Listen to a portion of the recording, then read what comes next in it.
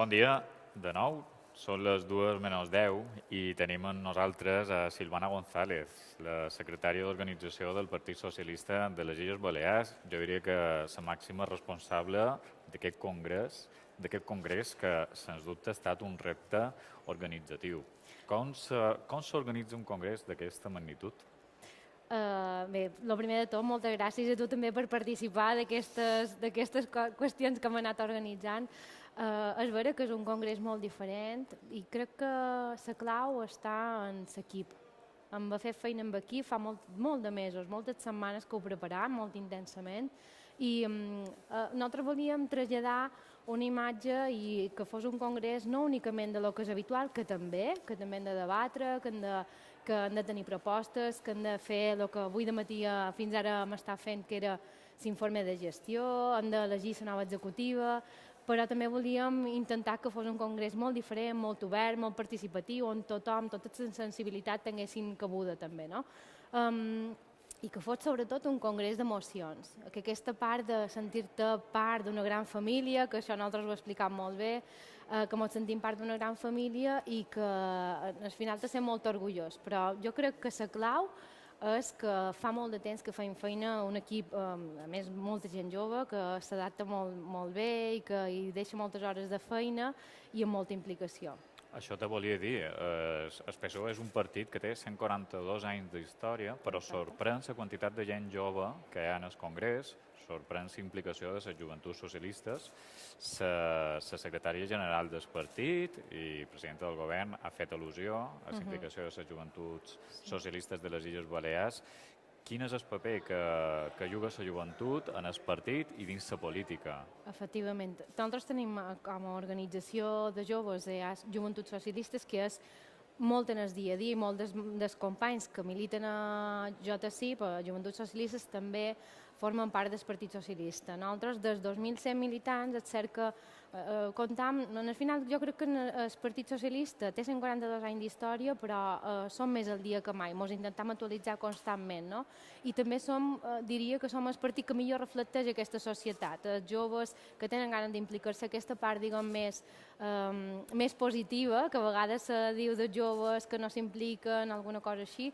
Nosaltres tenim la gran sort que estan sempre superimplicats. Aprofito per dir-vos que de tots els espais del Congrés, amb ells hem pogut organitzar un espai que vos sorprendrà si podeu anar perquè és molt impactant.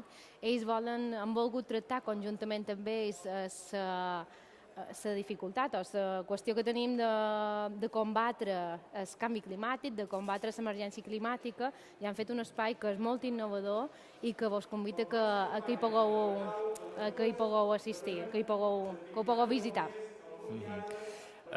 Tu arribares a la Secretaria d'Organització d'Espècies l'any 2017, han passat 4 anys, hem passat molt de períodes electorals, en 4 anys, han tingut eleccions autonòmiques, municipals, en els consells nacionals i els socialistes han guanyat totes aquestes fites electorals. Quin creus que és el paper que se juga des de la Secretaria d'Organització d'un partit per aconseguir una victòria electoral? T'estic demanant. És una cosa molt difícil de contestar. Quina és la teva feina diària per fer que la maquinària del partit funcioni? Efectivament, és que en realitat és fer funcionar la maquinària del partit, no? Arribàvem, quan nosaltres l'any 2017, ho explicava bé la secretària general fa una estona, arribàrem amb un canvi d'executiva, però fa molt de temps que hi ha un mateix equip de feina que funcionava. És cert que jo vaig agafar la secretaria d'organització en el passat congrés, però sempre hem funcionat un mateix equip, des de diferents, les peces en el final, des de diferents llocs i amb el mateix objectiu, no? I ens marcàrem un objectiu molt important i que no havíem aconseguit mai, és revalidar un segon mandat de govern de progrés, que amb en Xisconti no havia estat possible, havien tingut en diferents períodes. Exactament, en diferents períodes, i un altre dels objectius que quan ho dèiem la gent ens deia, però en realitat aconseguirem aquest objectiu, era guanyar les eleccions. Quan deies, quin és el teu objectiu?